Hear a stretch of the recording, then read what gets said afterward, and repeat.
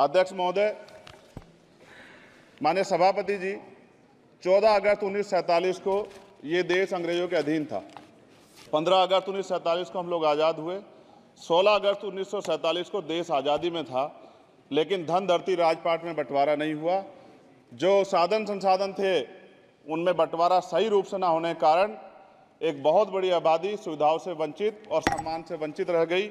उनको सम्मान देने के लिए और अंतिम व्यक्ति तक सुविधाएं पहुंचे, इसके लिए लोकतंत्र की व्यवस्था हुई।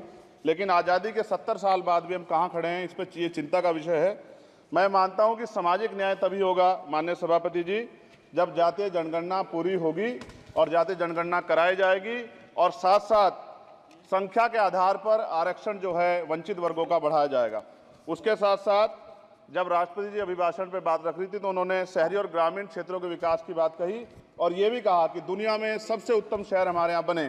लेकिन माननीय सभापति जी, 70% आबादी तो गांव में निवास करती है, तो गांव की आबादी के बारे में भी सोचना होगा कि उनका जीवन कैसे बदले।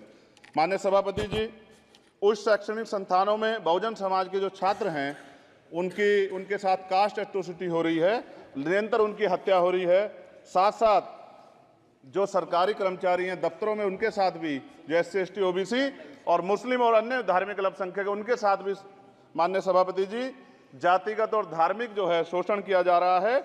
इसलिए मेरी मांग भी है कि पुरानी पेंशन को भी अध्यक्ष जी बहाल किया जाए। जो कर्मचारी देश की सेवा में लगे हैं उनका भी सम्मान होना चाहिए।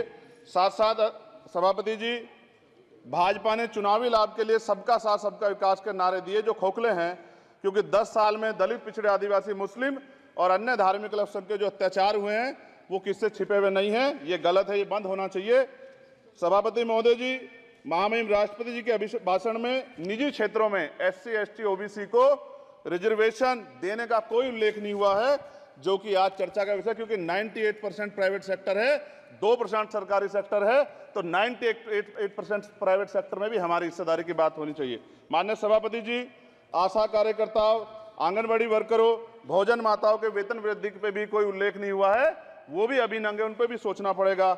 माननीय सभापति जी, जिस क्षेत्र से मैं चुन के आऊँ नगीना से, वो बहुत पिछड़ा क्षेत्र है।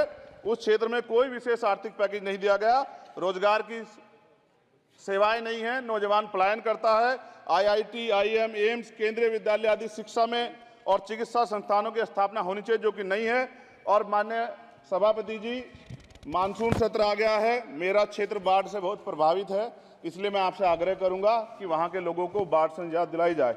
माननीय सभापति जी, चीन हमें आंख दिखा रहा है और लगातार हमारे देश की सीमाओं में घुसपैठ कर रहा है, इसलिए अग्निवीर योजना को हटाकर पुनः सेना भर्ती शुरू की जाए और साथ साथ भारत की सबसे प्राचीन व बहादुर रेजिमेंट में से एक चमार रेजिमेंट को पुनः बहाल करा जाए, ऐसा भी मेरा आपसे आग्रह है। माननीय सभापति जी, पिछले सारे प्रधानमंत्रियों ने मिलकर जितना कर्ज लिया है उससे दुगना कर्ज हमारे वर्तमान के प्रधानमंत्री जी ने लिया है। किसान अगर अपना कर्ज माफ कराने के लिए जाता है तो लाठी झेलनी पड़ती है, जबकि सरकार ने धन्ना सेठों का 15 लाख करोड़ रुपया माफ किया है। इस ओर हमें ध्यान देना पड़ेगा, हमारी आने वाली पीढ़ियों को ये कर्ज चुकाना पड़ेगा। माननीय सभापति महोदय जी, किसानों को MSP की लीगल गारंटी तथा किसानों का कर्ज माफ होना चाहिए। साथ साथ 2 अप्रैल 2018 को SC ST के बच्चों पे बहुत बड़े पैमाने पे मुकदमे लगे थे, वो हमारी लड़ाई सही थी, ये सुप्रीम कोर्ट ने माना और बाद में सरकार ने माना, वो मुकदमे तुरंत वापस होने चाहिए। माननीय सभापति जी, प्रेस जो है उस पर भी शिकंजा कसा जा रहा है, जो पत्रकार सरकार के खिलाफ बोलता है नौकरी से हाथ धोना पड़ता है, और सोशल मीडिया हमारा हथियार है, उस पर तरह तरह के प्रतिबंध लगाए जा रहे हैं और विरोध करने वालों को सोशल मीडिया हैंडल भी सस्पेंड करा दिए जा रहे हैं। साथ साथ सभापति जी, पेपर लीक और परीक्षाओं के कैंसिल होने से देश के नौजवानों का भविष्य खतरे में है। नीट, यूपी सिपाही भर्ती सभापति जी और 69,000 शिक्षक भर्ती में आरक्षण घोटाला हुआ है, कोई पूछने वाला नहीं, खून के आंसू रो रहे हैं बच्चे, बेरोजगारी का दंश युवा झेल रहे हैं। इसलिए मेरा आग्रह है कि युवाओं के लिए कृपया समाप्त करें। चंद्रशेखर, माननीय सभापति जी, मैं पहली बार बोल रहा हूं, आप कहेंगे मैं बैठ जाऊंगा, मैं आपकी बात, मैं संवैधानिक मर्यादा का पालन करूंगा, मगर हम तो माननीय सभापति जी सुन ही रहे हैं। आप बोलिए, 1 मिनट। धन्यवाद, धन्यवाद। 1 मिनट और बोलिए। अध्यक्ष सभापति जी, नारी सम्मान की बात करने वाली सरकार, हमने मणिपुर देखा सर, हमने पहलवान बेटियों का हर्ष देखा सर, और हमने सर हाथरस की बेटी का हर्ष देखा सर, और हाथरस के परिवार को जो वादा किया था सरकार ने वो भी पूरा नहीं किया। और महिलाओं में भी, स्पेशली दलित, पिछड़े और मुस्लिम वर्ग की, आदिवासी वर्ग की महिलाओं के साथ आज भी एनसीआरबी का डाटा कहता है सर जो जुल्म हो रहा है वो सहनीय नहीं है सर। साथ साथ कोविड में तैरती, हमने कोविड में बहुत सुना सर, कोविड में तैरती लाशें भी गंगा में हमने देखी है सर, और मजदूरों का हाल भी हमने देखा है। सभापति जी बस सब समाप्त कर रहा हूं।